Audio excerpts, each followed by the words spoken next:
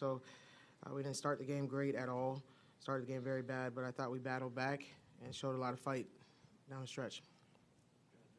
What were you looking for on the final inbounds pass? I imagine Kimura was your first option. Actually, we were looking for a lob to Tabby, right? But then Mo's player actually helped on Tabby, and she was open at the top. We just who threw JJ threw it in. She just couldn't see. I guess she didn't see Mo. Kind of just threw it right to Samaya. But yeah, we were looking for a lob. It was 1.7 seconds. Your thoughts on the final foul of the game? That call? I can't give my thoughts on that.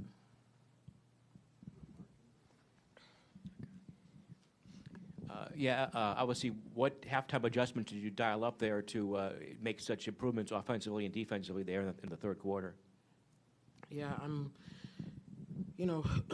we started playing more zone. That was one. But then also just offensively, the looks that we were passing up, we just, I kind of drew up what we should be looking at. And then we just got more aggressive. Once we started getting stops, we were able to play in transition. Mo got going in transition. Paris, we started running. I was talking about running in transition a lot. But we just played with more urgency, to be honest, in the second half. Obviously, there was some tactical things, but the flip switched. I guess with that in mind, that kind of led into, I was going to ask Ms. Kimura, you went from like a 1-point first half to 20-something in the second half. Like, what's changed in your mind in terms of your attacking and just changing your mindset to help your team? I don't think anything really changed. I think I just wasn't hitting my shots in the first half, unfortunately. I knew I was still trying to get my teammates involved. They were hitting their shots, and we had to start hitting ours, and I knew it was going to come, so I just kept shooting, stay focused, and it happened. Coach, you appeared to shift more towards a zone scheme in the second half as you struggled a bit defending on the perimeter in the first. Can you walk us through that defensive adjustment and kind of how that helps you guys go on a bit more of a run in that second half? Yeah, I mean, we're best when we can get stops and create some offense from our defense. They were doing a good job of like packing the paint and forcing us to take outside shots or things like that. So if we could get loose a little bit in transition and see the ball go in and then get better in the half court, I knew that could help. And they were scoring at will on us in 5, so we went to 3, and then we were able to do it. Coach, what did you say to your team, both as a whole and then to the seniors, just after this game?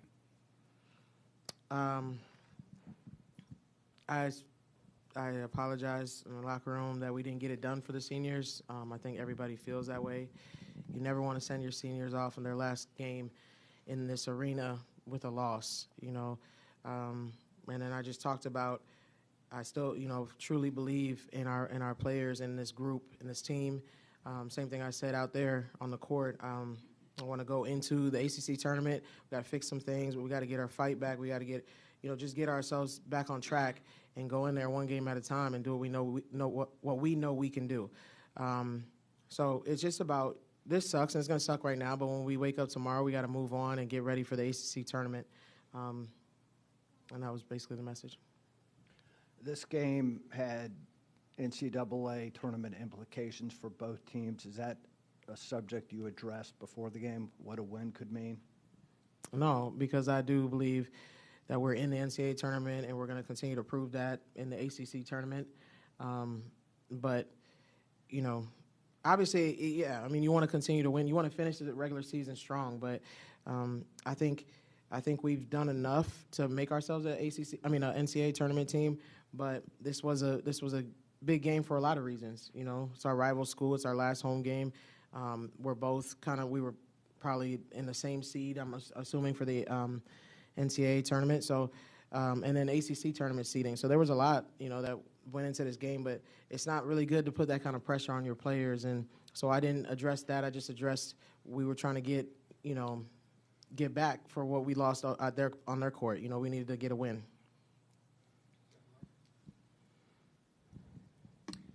Obviously, Winslow had a big game today. Any certain challenges she posed for your defense today? Yeah, she's a phenomenal player. She can really shoot the ball, and she scores at all levels, gets to the free throw line. So she's always a challenge for any team that plays them, I think. And she had a great game. I mean, I know today's disappointing, but can you talk about the positives? I mean, your inside players, your forwards really hurt them, and between offensive rebounds, points in the paint. I mean, they were really effective. Positives you can take away going forward.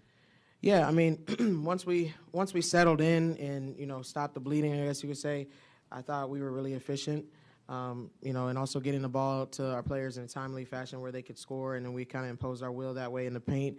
Mo was doing her thing on the perimeter. Paris was getting downhill. Romy was doing her thing and getting tips and deflections. So I think once we settled in, we were making, winning plays. But it just took us too long to get to that point.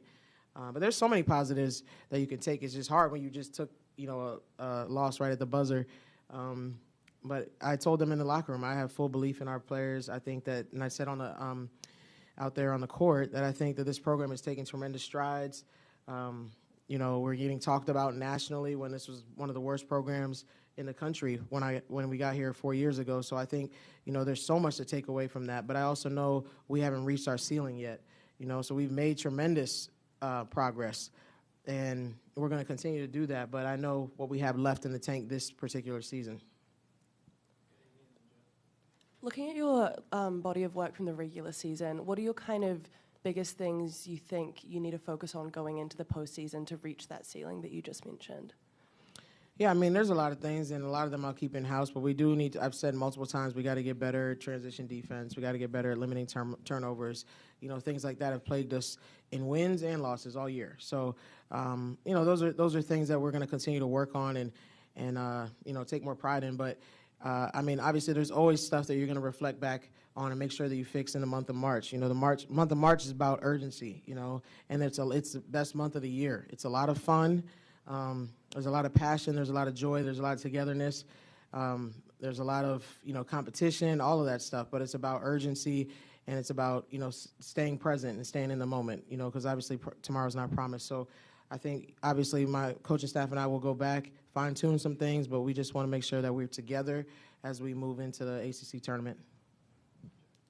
Kimora, of the seniors who were honored after the game, Paris has been here the longest. You've played with her in the backcourt for 3 years. What has she meant to you personally and also to the program? Well, JJ's also been alongside me for the past 3 years, so definitely want to give her credit as well. But no, Paris is just like my best friend. She's been there through everything. I don't know if people saw the video that I sent or posted. But we wheeled in and out of surgery together. Like, we've literally been through the worst times, tough times, good times. And so she's just been steady. She's been steady for this program, and I'm so proud of her. But, yeah. Coach, Mackenzie Nelson finished with 10 points. 10 points and 11 assists. What made her difficult to contend with in terms of how she disrupted your team's defensive spacing? I think a lot of those, obviously came early, and she was getting out in transition, and we weren't doing a great job of getting back.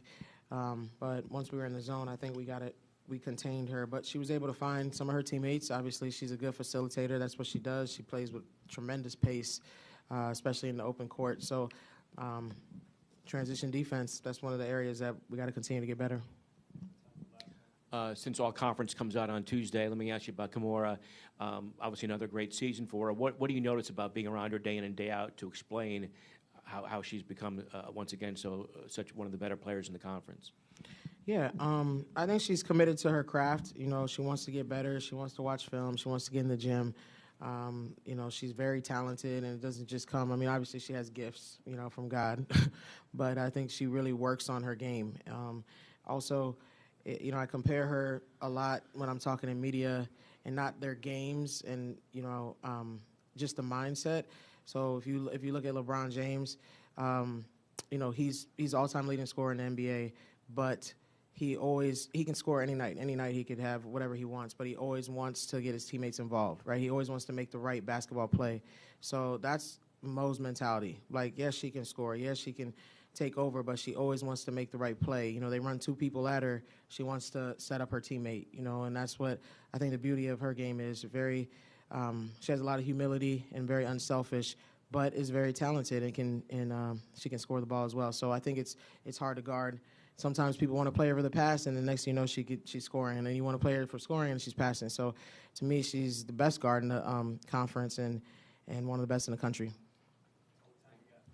Thank you.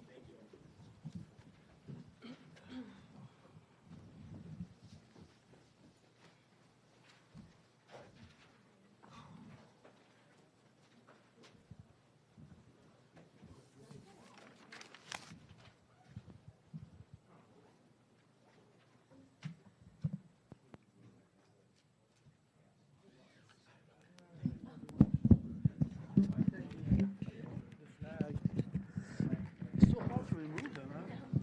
Well, I thought the way I